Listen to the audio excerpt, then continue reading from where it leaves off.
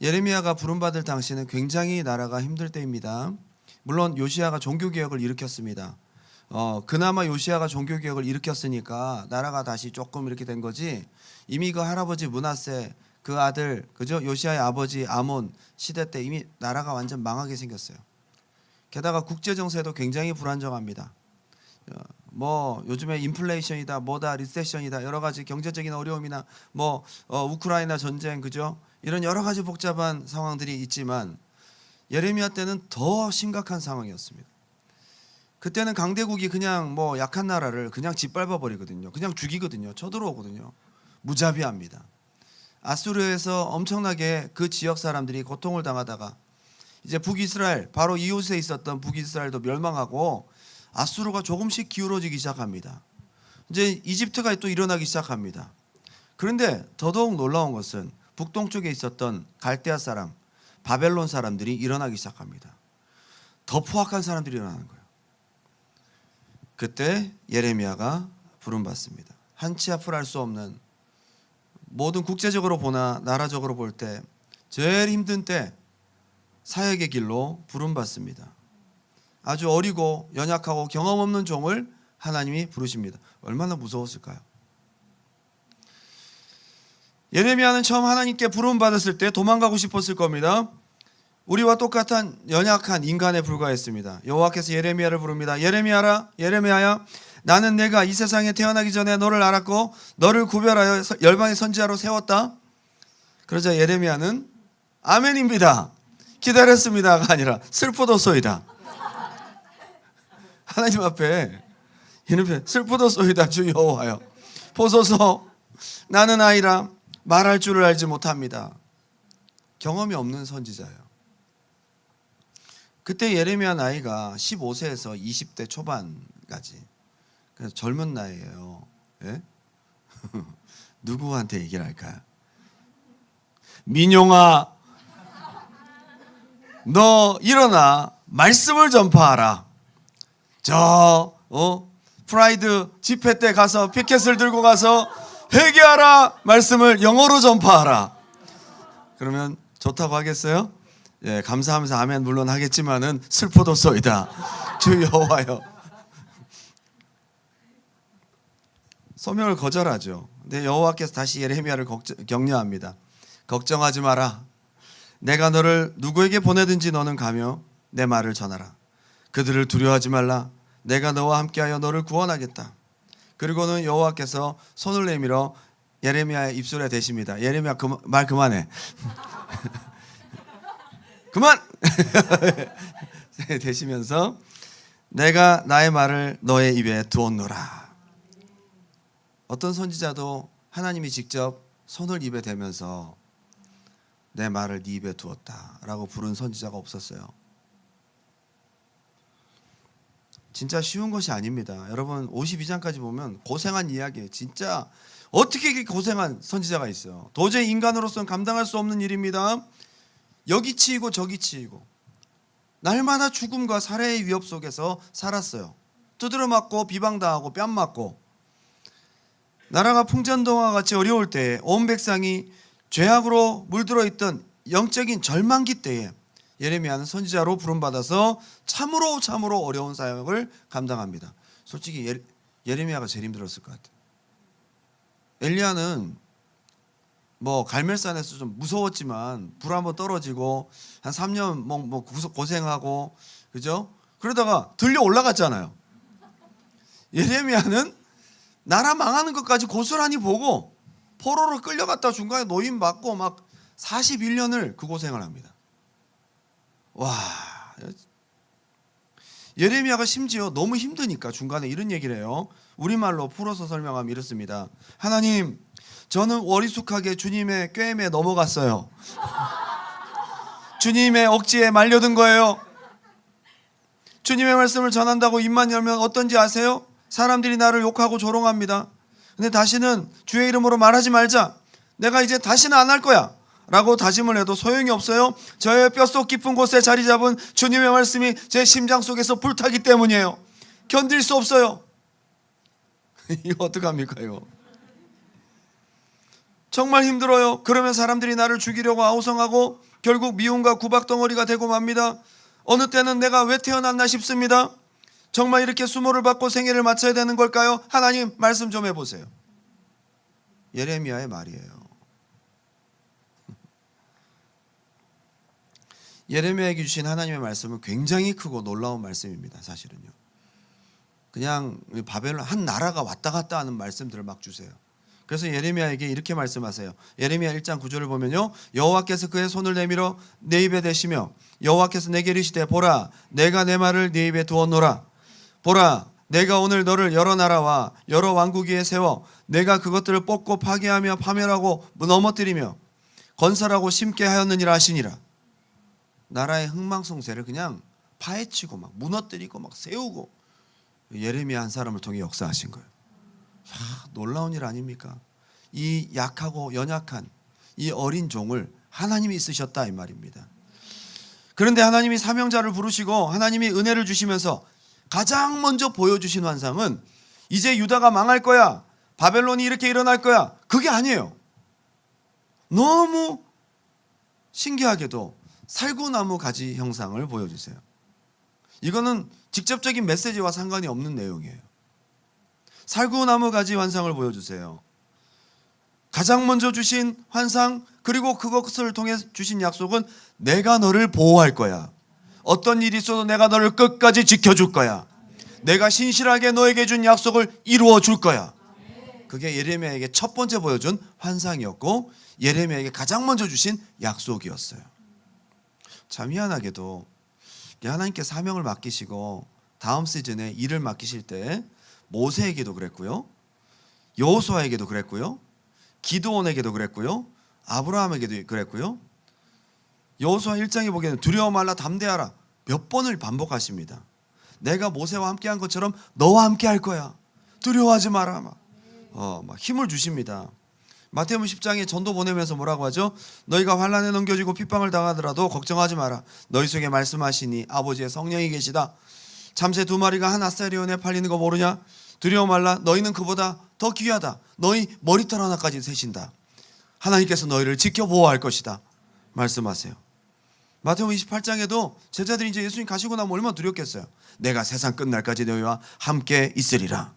하나님 만나고 경험한 많은 사람들에게 가장 먼저 소개하신 하나님의 자기소개는요, 한번 따라합시다. 신실하신 하나님. 우리가 붙들어야 될 내용이에요.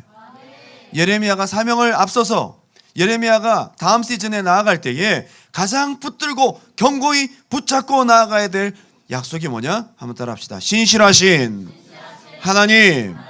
이게 중요한 거예요. 예레미야가 다른 환상을 본 것이 아니에요. 신실한 하나님의 환상, 살구나무 가지 환상을 본 겁니다. 예레미야 1장 11절 제가 다시 읽겠습니다. 여호와의 말씀이 또 내게 임하니라. 이르시되 예레미야야 네가 무엇을 보느냐 하시매 내가 대답하되 내가 살구나무 가지를 보나이다. 이게 뭐지? 예레미야 생각했을까? 살구나무 가지가 보이는 거예요. 하나님이 나타나셔서 엄청난 무슨 막 나라가 망하고 막 이런 걸 보여주신 게 아니라 아주 그냥 살구나무 가지 하나를 다 보여드려요. 여호와께서 내게 이르시되 네가 잘 보았도다. 참 처음에 하나님께서 훈련시키실 때 그죠? 칭찬도 하십니다. 잘했다. 본인들은 말했을 뿐인데 뭘 잘해. 이는 내가 내 말을 지켜 그대로 이루게 함이라. 놀라운 말입니다. 이 지금 살구나무는요, 이스라엘 백성들에게 굉장히 놀라운 상징적인 의미가 있어요. 여러분 성막 안에 보면 등잔대, 7개의 불이 들어오는 등잔대, 하나님의 임재를 상징하는 거거든요. 7은 완전 숫자잖아요. 거기에 불이 다 들어와 있어요. 그것은 완전한 지혜와 계시를 말합니다. 하나님의 영을 말하는 거예요. 하나님의 영의 임재를 말하는 거예요. 불이 다 켜져 있어야 돼요. 근데 거기 그 불이 들어오는 그 등잔대 형상이 살구꽃 형상이에요. 이건 바로 하나님의 임재를 상징하고 생명을 상징합니다. 한국에서도 매화는 겨울에 피고 강한 생명력을 갖고 있거든요. 살구나무는 사시사철 항상 생명력이 있는 나무다. 특히 팔레스타인에 살구나무가 많이 있는데 예레미야 고향이 제일 많았대요. 예레미야 고향이 아나돗이라는 곳인데요. 거기에는 살구나무의 주산지다. 그러니까 늘 보고 자랐던 나무예요. 예레미야가 늘 보고 자랐던 나무인데, 늘 보고 자란 나무를 볼 때 어떤 생각이 들까요? 저건 늘 보고 자랐는데 잘 안 죽는 나무, 그리고 늘 하나님의 그 생명이 있는 그런 나무라고 생각할 거예요. 뭘 말하느냐? 특별히 이 살구나무를 명사로 하면요, 히브리어로 쏴케드라고 하고요. 이걸 동사로 바꾸면요, 지키다라는 뜻인데, 똑같은 단어인데 동사로 쓰여질 때는 지키다, 명사로 쓰여질 때는 살구나무 이렇게 되는 거예요. 그래서 한마디로 살구나무 쏴케드 가지를 네가 보느냐? 내가 내 말대로 너를 쏴케드 할 거야. 너가 쏴케드를 보느냐? 내가 너에게 쏴케드 할 거야. 뭐 이렇게 하나님이 그러니까 살구나무 가지 영상을 딱 보면 무슨 생각이 들어요? 늘 보는 그 나무, 어릴 때부터 보던 나무, 늘 떠올리기 쉬운 나무, 예레미야가 가장 상상하기 쉬운 나무까지를 보여주시면서 그거를 동사로 연결시키면서 내가 너를 지킬 거야, 내가 너를 끝까지 지켜줄 거야, 이거 먼저 보여주셨어요. 앞으로 예레미야에게 펼쳐질 수많은 일들과 수많은 환상과 수많은 사역과 수많은 하나님의 미션들이 있는데, 거기에 앞서 예레미야에게 가장 먼저 심어주셨던 하나님의 메시지는 나는 너에게 신실한 하나님이야. 우리 두란노교회 시즌2를 앞둔 예레미야와 같은 두란노교회, 저와 여러분에게 많은 메시지와 많은 하나님의 은혜와 비전 참 중요하지만, 오늘 이 밤에 저와 여러분에게 신실하신 하나님을 보여주시길 원합니다. 그게 기초예요. 그게 다음 시즌을 가는 자에게 가장 중요한 기초예요. 오늘 여러분에게 묻습니다. 하나님 신실합니까? 나의 반석이신 하나님, 행하신 모든 것 완전하시니 신실하신 하나님, 실수가 없으신 좋으신 나의 주. 예, 불러주니까 좋으네요. 좋으신 나의 주, 신실하신 하나님. 우리가 신나게 박수치면서 불렀지만 진짜 하나님이 당신에게 신실합니까?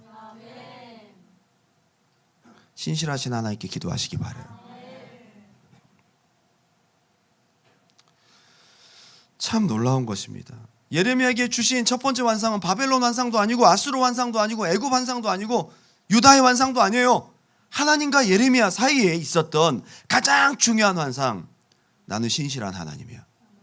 늘 너가 잊지 말고 떠올려야 될 거야. 그래서 살구나무 가지 영상을 보여주면서 그걸 생각하면 하나님이 신실하다는, 하나님이 늘 지키신다는 그 메시지가 자동적으로 각인되는 거 아니겠어요? 우리가 그걸 붙들고 나아가야 될 줄 믿습니다. 그리고 뭐 바벨론 환상, 뭐 끌릉가마 환상, 이런 것들이 쭉 있습니다. 자, 그래서 제가 궁금한 게 생겼어요. 예레미야서를 저는 52장까지를 다 통독을 여러 번 했지만 이 부분만 가지고 한번 생각해 봐야 되겠다. 과연 예레미야가 얼마나 어려움을 당했으며 몇 장에서 예레미야가 이런저런 요런 어려움을 당했으며 이런저런 요런 죽을 고비를 넘겼으며, 그때마다 하나님은 어떻게 예레미야를 진짜로 지키셨는가. 하나님 진짜 신실하다면 예레미야의 삶에 41년의 사역 가운데 수많은 위기가 있었을 거고, 그때마다 하나님이 신실하게 예레미야를 지켜주셔야 되잖아요. 11장에 벌써 예레미야한테 신호가 옵니다. 고향 사람 아나돗 사람들이 예레미야를 죽이겠다고 암살단을 조직해요. 협박이 옵니다. 살해 협박. 이게 진짜 죽이는 거예요. 예레미야가 하도 유다의 죄악과 심판을 선포하고 바벨론한테 항복하라고 하니까 저거 우리 고향 사람인데 우리나라에 저런 매국노적인 저런 말을 한 놈이 있어. 저게 아나돗 사람이야? 저거 내가 죽인다. 사람들이 막 예레미야를 죽이겠다고 고향 사람들이 나서기 시작합니다. 11장에 그런 일이 생겨요. 죽이려는 음모들이 막 전해져 옵니다. 고향에 가지도 못해. 이제 가면 기도새도 모르게 죽어. 여러분 어떻게 생각하세요? 무섭겠죠? 근데 안 죽습니다. 그들이 죽이려는 모든 음모는 다 실패로 돌아갑니다. 하나님이 지켜주시기 때문이에요. 근데 예레미야가 이제 너무 상처를 받는 거죠. 안 죽어서 다행인데 12장에 상처를 받아 악인들의 형통에 대해 질문합니다. 하나님, 저놈들이 저 죽이려고 합니다. 그랬더니 하나님이 예레미야한테 이렇게 말씀하세요. 야, 지금 이거는 고난도 정말 견디기 힘들다면 앞으로 또 험한 일을 어떻게 견딜래? 앞으로 네 가족들한테 당할 핍박을 너 어떻게 견딜 거야? 그렇게 말씀하시면서 지켜주십니다. 속의 상처는 다 받지만 안 죽게요. 상처는 받고 얻어터지기는 하지만 정신적인 데미지는 있겠죠. 그러나 지켜주십니다. 참 이것도 안 죽는 것도 신기해요. 15장 가니까 동족의 핍박으로 인해서 예레미야가 이제 계속 지속적으로 협박이 오니까 이 사람도 무너지는 거예요. 그러면서 심지어 유대인들은요, 예레미야를 자기 민족을 향해 계속 소송을 거는 자, 고리대금업자, 한마디로 세금을 완전히 그 옛날에 매국노처럼, 그죠? 저쪽 편에 붙어가지고 저거 간첩이야, 저거 스파이야, 응? 우리 쪽으로 자꾸 저쪽으로 이렇게 회유하는 이 선동가야. 예레미야를 그렇게 취급했어요. 얼마나 상처가 됐을까요? 그러다가 하나님께서 예레미야에게 뭐라고 말씀하시냐면요, 기본적으로 해야 될 많은 누림, 인간의 어떤 누려야 될 것들도 절제해라 말씀하시고, 예레미야는 하나님으로부터 버림받았다는 느낌마저 받습니다. 그때는 하나님께서 예레미야에게 회개하라고 말씀하세요. 수많은 핍박과 어려움이 있지만 예레미야가 죽지 않습니다.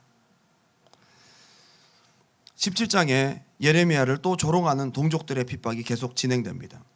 그리고 20장에는요, 성전의 감독관 바스훌이라는 사람이 예레미야 선지자를 성전 문 앞에서 만나서 때리고 옥에 가둡니다. 때렸는데 안 죽었어요. 주님이 지켜주셨습니다. 26장에는 여호야김이 다스리던 때에 예레미야가 전한 말씀이, 백성이 지금이라도 회개하고 율법을 준수한다면 하나님께서 심판을 중지하실 것이다, 막 이런 얘기를 해요. 이제 예레미야 소리가 듣기가 싫은 거죠. 근데 거짓 선지자들은 예루살렘은 성전이 있어서 절대 망하지 않는다, 우리나라를 하나님이 지켜주신다, 막 이런 기분 좋은 얘기를 하는데 예레미야는 그런 거 다 필요 없다, 뭐 이렇게 얘기하니까 종교 지도자들이 이제는 예레미야를 죽이려고 합니다. 백성의 장로들은 예레미야를 그래도 죽이는 건 그렇지 않아. 그런데 종교 지도자들이 집요하게 예레미야를 죽이려고 하는데 죽이지 못합니다. 28장은 거짓 선지자 대표 하나냐와 언쟁이 붙습니다. 그리고 공개적으로 뺨을 맞아요. 그리고 나무 멍에를 예레미야가 이렇게 메고 있는 나무 멍에를 꺾어요. 그랬더니 그 창피를 당하고 돌아갈 때 하나님께서 예레미야에게 임하십니다. 여호와의 말씀이 예레미야에게 임하여 가라사대, 너는 나무 멍에를 그 사람이 꺾었지만 쇠로 된 멍에를 만들어라. 그리고 너를 창피하게 한 저 하나냐는 죽을 거다. 얼마 가지 못해서 죽습니다. 하나님께서 예레미야를 지켜주십니다. 바벨론의 29장에는 예레미야가 4통의 편지를 보냅니다. 그 편지가 뭐냐면 포로로 끌려간 사람들에게 이제 하나님께서 70년 뒤에 돌아올 거라고 얘기를 해요. 그 사람들에게 돌아오는데 70년이면 좀 멀잖아요. 근데 거짓 선지자들은 아니다, 2년 안에 끝난다, 하나님이 우리를 금방 회복시켜 주실 거다. 예레미야랑 또 붙었어. 그래서 그쪽에 있는 스마야라는 사람이 예레미야를 스바냐에게 고소합니다. 그래서 또 쫓겨다녀요. 근데 예레미야는 죽지 않습니다. 32장,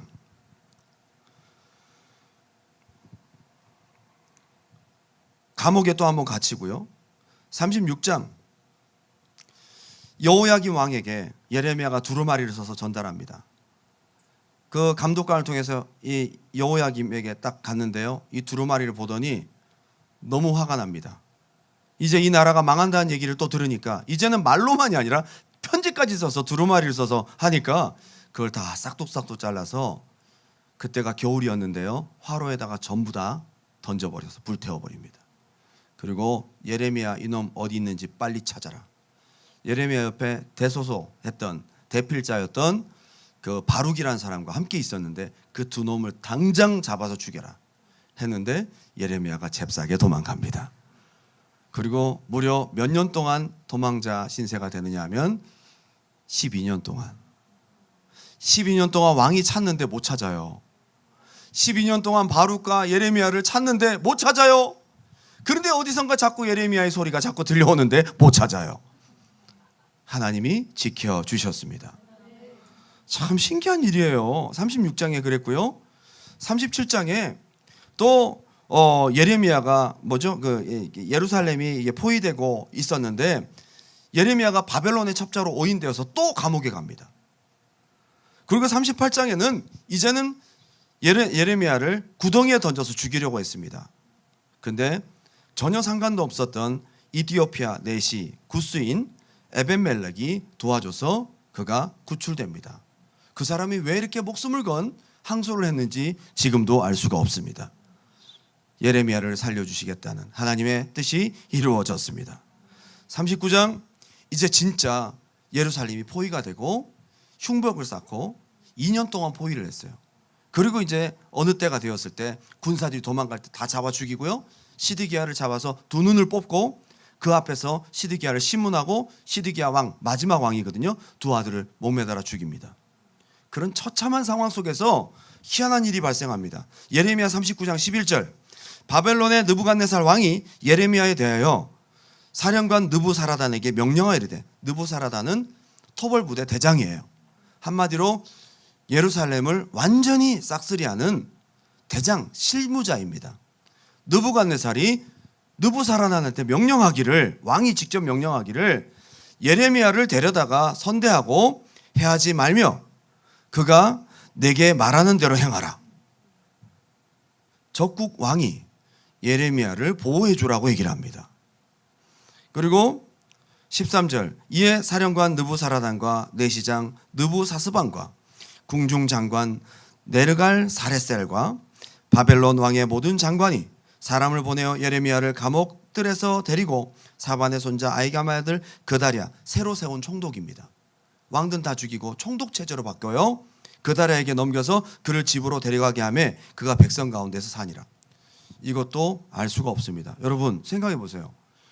우리나라를 쳐들어왔는데 다 죽이는데 그 왕이 나의 존재를 아는 것도 신기하지만 그 군대 장관한테 특별 지시를 해서 예레미야 그 사람은 꼭 살려주고 잘 대해주고 그리고 총독에게 맡겨서 잘 살게 해줘라. 여러분 이게 상식적으로 조금 이해가 됩니까? 지금 바깥은 불타고 있고요. 길거리에 다니는 사람들은 그냥 막 칼로 죽이는 그런 상황이에요. 근데 느부사라단에게 특별 미션을 주었습니다. 예레미야는 특별히 보호해줘라. 하나님께서 보여주신 살구나무 가지 현상의 성취입니다. 여러분 우리가 성경을 보면서 이런 것들을 그냥 지나가지 말고요. 하나님이 얼마나 신실하게 그가 보여주신 환상대로 역사하시는지를 여러분 믿을 수 있는 여러분 되시기 바랍니다. 오늘 여러분들에게 주신 약속들이 있습니다. 여러분에게 살구나무 가지 환상 같은 나뭇가지 하나 보여주시는 환상일 수 있습니다. 아무것도 아닐 수 있습니다. 작은 감동일 수 있습니다. 그런데 그걸 보여주신 분이 누굽니까? 신실하신 하나님이시라 이 말이에요. 그 하나님이 시간을 지나서 예레미야가 41년 사역하는 동안 아니 그의 생애 마지막까지 사람은 잊어버려도 이 환상을 잊어버린 사람은 그걸 잊어버렸다 할지라도 하나님은 끝까지 책임지신다 이 말. 오늘 저와 여러분이 기도하고 저와 여러분이 예배하는 그 하나님이 신실하신 하나님이십니다. 저는 예레미야를 보면서 이 살구나무 가지 환상에서 하나님의 속성을 봐야 된다. 하나님이 어떤 분인지를 봐야 된다 이 말이에요. 예레미야서 1장 18절 19절 다 같이 큰 소리로 읽겠습니다. 시작. 보라 내가 오늘 너를 그 온 땅과 그 지도자들과 그 제사장들과 그 땅 백성 앞에 견고한 성읍 쇠기둥 노성벽이 되게 하였은즉 그들이 너를 치나 너를 이기지 못하리니 이는 내가 너와 함께하여 너를 구원할 것임이라 여호와의 말이니라. 아멘. 이 말씀이 그대로 이루어졌어요. 여러분 4명의 왕들은 다 죽었습니다. 예레미야를 잡아 죽이려고 했던 권력자들은 다 잡혀가고 죽었습니다. 예레미야를 뺨을 치던 사람은 죽었습니다. 예레미야를 잡아 죽이려고 하던 사람들은 다 포로로 끌려가고 죽었습니다. 근데 약하디 약한 예레미야는 끝까지 살아남았습니다. 하나님의 사명을 끝까지 완수합니다. 왜요? 예레미야에게 가장 먼저 보여주신 살구나무까지 환상. 내가 너를 끝까지 지켜줄 것이다. 이 약속을 이행하시는 신실하신 하나님 때문입니다. 오늘 이 시간 기도의 회복이 있길 바랍니다. 그런데 특별히 가장 먼저 기도하기 전에 회복돼야 될 게 뭐냐 하면 한번 더 합시다. 하나님은 신실하시다. 그 하나님께 기도할 때 기도가 능력이 있습니다. 여러분 누구에게 주여라고 하는 거예요? 여러분 오늘 기도하는 하나님이 누구예요? 여러분의 기도의 시작과 끝은 여러분이 하나님을 어떻게 알고 있느냐가 중요하다 이 말. 너무 감사한 것은 옛날 이야기 속에 있었던 그냥 신화 속에 나오는 존재처럼 믿지 않는 자들은 그렇게 볼 수 있겠지만 그 하나님은 지금도 살아계시고 그 성품은 지금도 변하지 않았어. 예레미야를 만나주신 하나님이 여러분의 하나님이시라는 거예요. 오늘 우리가 예배하고 기도하는 그 하나님이 예레미야에게 살구나무까지 환상을 보여주시고 그것을 그대로 이행하신 하나님이시다. 저는요 기도할 때도 그렇고 예배할 때도 우리의 믿음을 방해하는 마귀의 역사가 무엇을 노리는지를 저는 정확히 압니다. 하나님의 신실하심을 의심하게 만듭니다. 여러분 피곤하게 하고 기도 못하게 하고 환경으로 힘들게 하고 여러분 기도에도 응답이 없게 막 느껴지게 하고 감정으로 상황으로 현실로 여러분을 공격해서 결국 궁극적으로 하나님과의 관계 속에서 무너뜨리고자 하는 게 뭐냐면 하나님에 대한 불신이에요. 신실한 하나님에 대한 의심이라 이 말이에요. 제가 2007년도인가요? 안양에서 잠깐 한 1년 정도 사역을 할 때였습니다. 그 교회가 과거에는 좀 기도를 했던 교회였어요. 그런 게 있잖아요, 여러분. 과거에 기도했던 교회가 기도에 불이 꺼지면 이제 좀 마귀의 소굴이 되는 거잖아요. 저는 우리 두란노 교회가 기도하다가 기도에 불이 꺼질까 봐 두렵습니다. 여러분, 기도에 불 꺼지면 안 됩니다, 여러분. 기도의 불이 활활 불타올라야 됩니다. 전 새성전이 오고 뭐 사람들 많아지고 다 좋은데요. 기도의 불이 꺼질까 봐 가장 두렵습니다. 기도의 불이 타야 돼요. 치유도 일어나고 기도했던 순복음교회였거든요. 근데 기도가 불이 꺼지니까 성도들도 떠나고 몇몇 가정만 치열하게 버티며 그나마 기도의 명맥을 몇 사람이 이어가고 있었어요. 그나마 그것까지 없어지면 진짜. 제가 그날 새벽 예배 설교하고 기도하시는 분 서너 분 정말 늦게까지 간절히 기도해요. 저는 제가 볼 때는 그분들이 그 교회의 희망이야. 그런데 그날 기도가 진짜 안 되는 거예요. 그래서 강대상이 이렇게 저 그때도 이제 강대상 뒤에서 강대상이 이거보다 컸어요. 교회는 자그마했는데 강대상은 이만했어요. 그래서 뒤에서 숨기가 좋았다 이 말이에요. 강대상 그 넓은 강대상 뒤에 딱 등을 기대고 있으면 뒤에서 무엇을 하는지 아무도 알 수가 없어. 그러나 저는 주님 앞에 간절히 기도하려고 몸부림치고 있었어요. 근데 강대상 뒤에 딱 기대고 있는데 얼마나 졸린지 오늘은 기도하다가 조금 자야 되겠다. 그래서 강대상이 기댄 채로 그냥 내가 코 고는 소리 들으면서 잤다니까. 왜 느껴질 때가 있잖아. 너무 피곤한데 내가 자고 있는데 이거를 깨야 되는데 아니 몰라. 약간 이런 분위기. 그런데 그때 갑자기 이제 환상이 딱 왜 이렇게 비몽사몽간에 이렇게 가위 눌리는 그런 분위기잖아. 그때 약간 내가 눈을 열악게 뜨고 있었거든요. 근데 갑자기 하늘이 열리고 우리 기도가 막 올라가는데 무슨 까마귀 떼 같은 아주 새까만 까마귀 떼가요. 아니 뭔 새가 저렇게 많아? 뭐 그럴 정도로 이상하게 약간 반쯤 꿈 꿀 때는 이렇게 천장인데 천장이 없잖아. 이렇게 하늘이 뚫려 있는데 새까만 까마귀 떼가 왜 옛날에 보면 섬에 무슨 뭐 가마우치 뭐 그죠? 철새들이 막 이렇게 막 원을 그리면서 날아다니는 그런 거 있잖아요. 그게 여기에 완전히 모여 있는 거예요. 무슨 새가 저렇게 많아 저거. 가만히 보니까 새가 아니야. 무슨 박쥐 같은 것들이 막 날아다녀. 우리가 그냥 흔히 볼 수 있는 생물이 아니었던 거죠. 새까맣게 날아다니는데요. 딱 알겠더라. 아, 저것들이 우리 기도를 방해하는 마귀 새끼들이구나. 아니, 기도하는 사람들 위에 이렇게 모여 있더라니까 이게. 여러분, 그 시간에 다 자는 시간에 새벽 기도니까, 그죠? 그럼 평상시에 죄짓게 하고 사람들한테 붙어가지고 등에 올라타가지고 죄짓게 하고 음란하게 만들고 막 이렇게 하고 막 거짓말하게 만들고 사기치게 만들고 서로 싸우게 만들고 그런 것들이 다 잠을 자고 있을 때는 자는구나. 그럼 얘들이 또 일하러 가야 되거든. 얘들은 졸지도 않고 주무시지도 않고 얘들 잠이 없으니까 막 돌아다니거든요. 이것들이 다 할 일이 없으니까 어디로 모여드냐면 기도하는 사람한테 모여요. 기도하는 사람한테. 여러분, 우리가 저녁마다 기도하고 여러분 몇 사람 안 되지만 저녁 때 사람들이 막 이렇게 새벽에 막 기도하고 우리가 지금 굉장히 위협의 대상이라니까요. 기도하는 사람들이 지금 저거 봤다니까요. 새까맣게 모여들었다니까. 기도할 때 마귀가 역사하는 건 당연한 일인 거예요.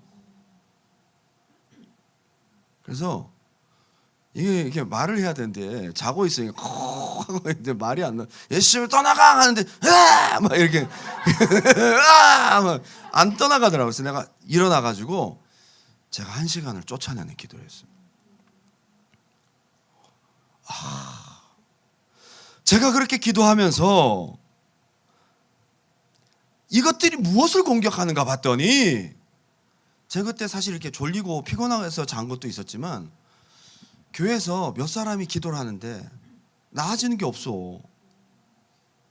여러분, 기도하는데 나아지는 게 없어. 여러분, 그때 느낌 아시죠? 막 기도하는데 막 될 거야. 하나님 응답하실 거야. 막 기도하다가 하나님 응답하실 거야. 기도하다가 그래도 하나님 하실 거야. 막 그러다가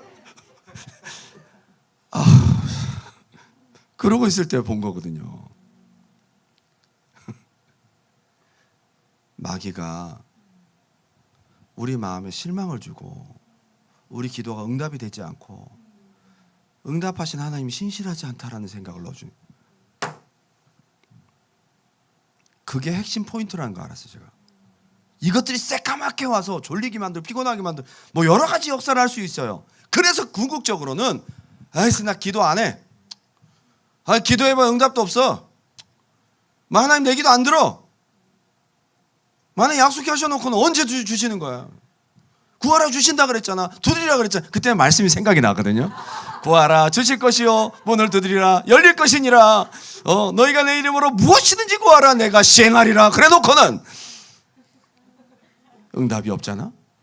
하나님의 신실하심에 대해서 의심이 싹 들어오면서 예배도 기도도 하나님에 대한 소망도 다 싹 안 하게 되는 거예요. 안 하는 게 아니라 못 하는 거죠. 기도가 안 돼. 이걸 공격하더라고요. 제가 마음 상태가 딱 그랬거든요. 그때가.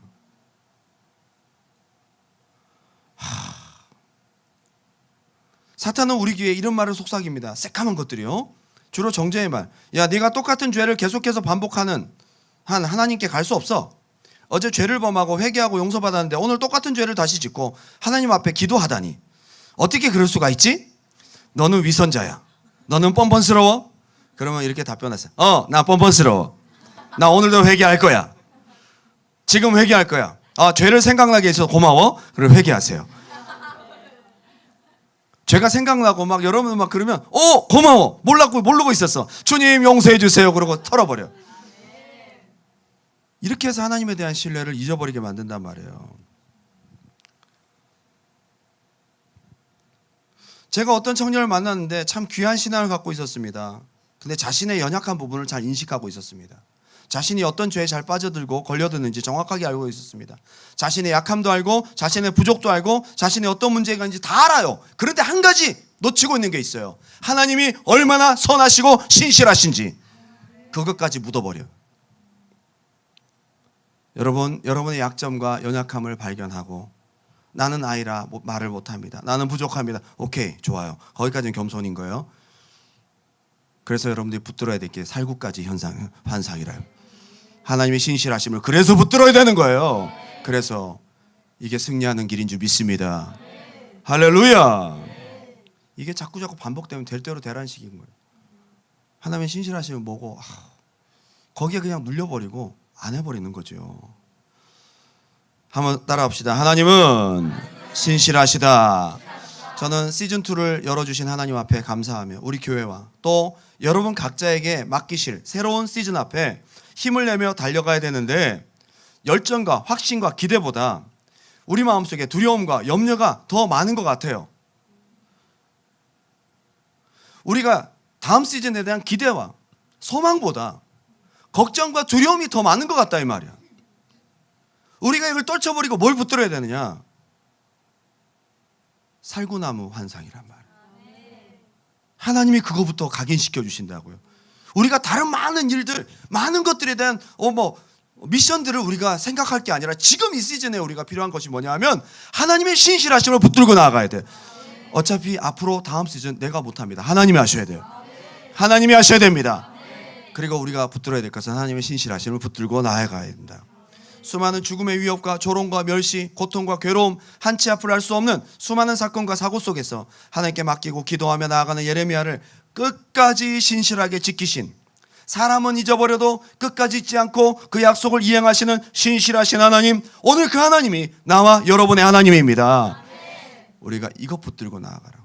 저는 오늘 사실 예레미야 말씀 예언서가 참 은혜롭고 좋지만 솔직히 설교자로서는 굉장히 걱정되는 본문이거든요.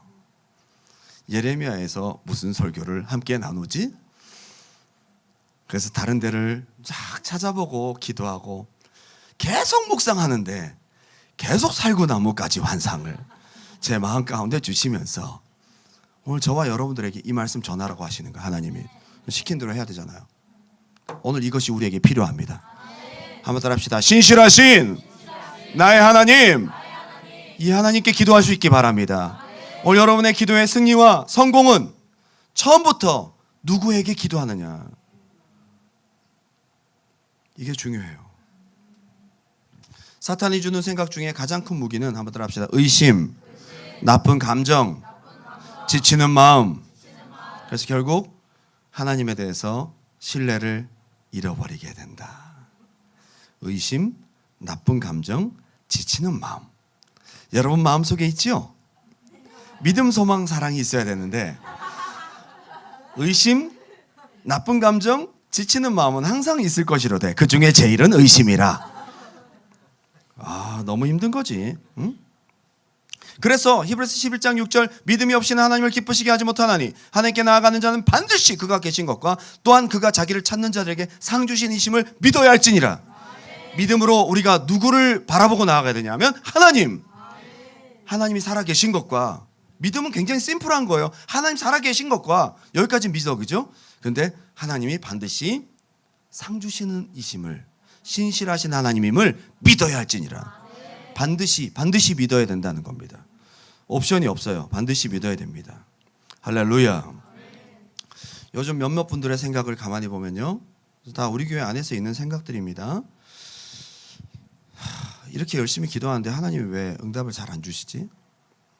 이런 생각들이 한 번씩 오다가 아니야, 주실 거야. 또 한 번씩 왜 안 주시지?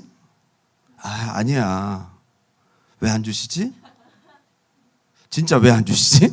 이제 이때부터 문제가 생기거든요. 이게 이제 섭섭이로 발전되기 시작합니다. 기도가 힘이 쭉 빠져버려요. 결국 하나님에 대한 신뢰를 잊어버리게 만듭니다. 아니면 정죄로 갑니다. 우리 기도가 너무 초라해서, 내 기도가 너무 초라해서 부족해서 그런가? 내가 하나님 앞에 그렇게 기도 응답될 만한 삶을 살지 못해서 그런가? 내가 뭘 잘못했나? 정죄. 섭섭이 아니면 정죄가 여러분들을 괴롭게 하고 신실하신 하나님을 차단하는 하나의 사탄이 주는 역사가 아닌가. 오늘 섭섭이와 정죄가 떠나가길 바랍니다. 섭섭이를 너무 받아들이지 마세요. 여러분의 생각 맞춰준다고 생각하지 마시고 몰아내시기 바랍니다. 예, 요즘 저의 생각도 사실은 솔직히 여러분들에게 말씀드리면 저도 너무 제가 부족하다는 생각을 많이 합니다. 제가 여러분들 앞에서 맨날 얘기하고 웃고 깔깔거리고 하니까 늘 제가 천진난잡하게 보이겠지만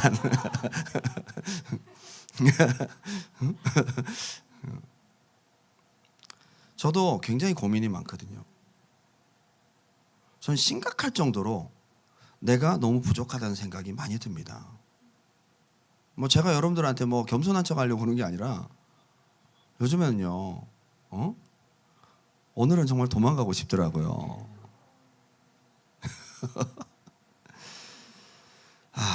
앞으로 이 교회에서 어떡하지?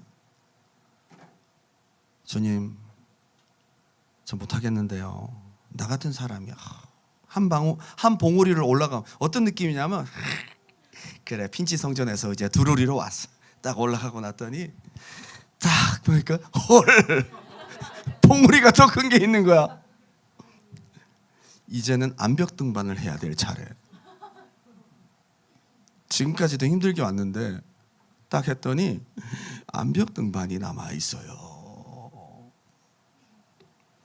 숨이 턱 막힙니다. 하나님, 새로운 시즌에 저 어떻게 해야 될까요?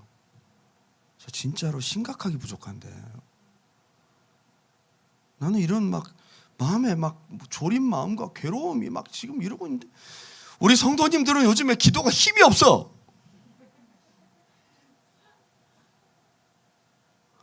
여러분 지금 막 우리가 부르짖 기도해도 지금 암벽 등반 할까 말까. 나 지금 이게 보인단 말이에요. 지금 하나님이 주실 은혜와 축복이 큰데 그에 반해서 우리가 더 쏟아서 가야 될 시즌이에요. 다음 시즌. 기도 소리가 점점 줄어들고 우리 청년들 가급적이면 기도 좀 하고 회의 시간보다도 기도가 더 좋아요. 기도 좀 많이 하자. 막 여러분들의 기도 소리를 들으면 제가 암벽 등반해야 된다 막 그러다가도 막 힘이 날개를 단 것처럼 힘이 확 나거든요. 막 여러분들 기도 소리만 들으면 막 힘이 나거든요. 할 수 있을까? 요즘에 기도 소리가 줄어드니까 제가 힘이 축 빠지고 못 하겠는 거예요. 제 마음이 그래요. 저와 여러분이 지금 이건 뭐 현실입니다. 저와 여러분이 진짜 붙들어야 될 게 이게 살기 위해 붙들어야 될 게 신실하신 하나님이란 말이에요. 신실하신 하나님. 새 시즌에 하나님의 신실하심을 붙드는 저와 여러분 되시기를 주님의 이름으로 축원합니다. 할렐루야. 오늘 본문에서 하나님 맡기시는 다음 시즌 앞에 서 있는 연약하고 어린 예레미야, 바로 저와 여러분의 모습입니다. 가장 하나님께서 보여주고자 하는 자기소개는 뭐냐? 나는 신실한 하나님이야. 우리 하나님의 음성을 듣고 각자가 신실하신 하나님 붙잡고 그 하나님 완전히 그냥 끌어안고 가야 돼. 그 하나님 완전히 꽉 붙들고 가야 된다. 그럼 갈 수 없는 길이 바로 다음 시즌, 다음의 사역인 줄 믿습니다. 결론을 뵙겠습니다. 여러분 오늘 주님의 음성을 들으시기를 주님의 이름으로 축원합니다. 예레미야 핵심 주제에 해당되는 유다 사람의 심판 이유는 하나님의 신실하심을 믿지 않아. 하나님 신뢰하지 않는 게 죄예요. 너가 생명의 근원인 나를 버린 것과 그리고 웅덩이를 너희 스스로 팠는데 그건 물을 가두지 못하는 웅덩이야. 너희가 물 마시려고 웅덩이를 팠지 물 다 새고 있어.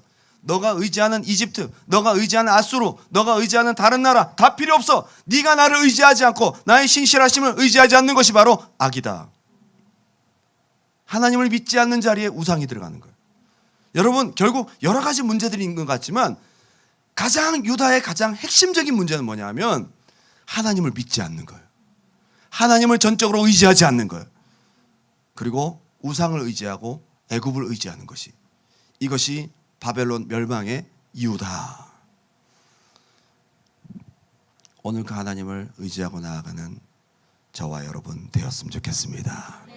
한번 따라할까요? 나의 하나님은 신실하시다. 우리 옆 사람하고 인사 한번 하세요. 당신의 하나님은 신실하십니다. 신실하신 하나님은 당신의 하나님이십니다.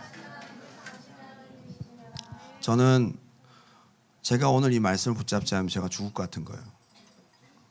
제가 이 말씀을 붙들어야 살 것 같은 거예요. 그래서 제가 말씀 준비하면서 이 말씀을 붙들었어요. 신실하신 하나님 아니면 소망이 없어요. 신실하신 하나님 붙잡지 않으면 저 죽을 것 같은 거예요. 신실하신 하나님 붙들어야 제 기도가 될 것 같은 거예요. 신실하신 하나님 붙들지 않으면 정말 아무것도 할 수 없는 것 같은 거예요. 저와 여러분에게 그 하나님은 생명입니다. 그냥 남들 앞에 믿음 좋은 척 말고요, 진짜 당신 안에 그 하나님을 믿으시기 바라요. 그 하나님을 신뢰하고 기도할 수 있기 바라요. 기도하는 척 하지 마세요. 진짜 기도하세요. 그분을 겨냥하십시오. 그분을 붙드십시오. 그분께 여러분 생명을 거십시오. 그분께 진짜 진심으로 진정성 있게 기도하고 나아갈 수 있는 저와 여러분이 되길 주님의 이름으로 축원합니다.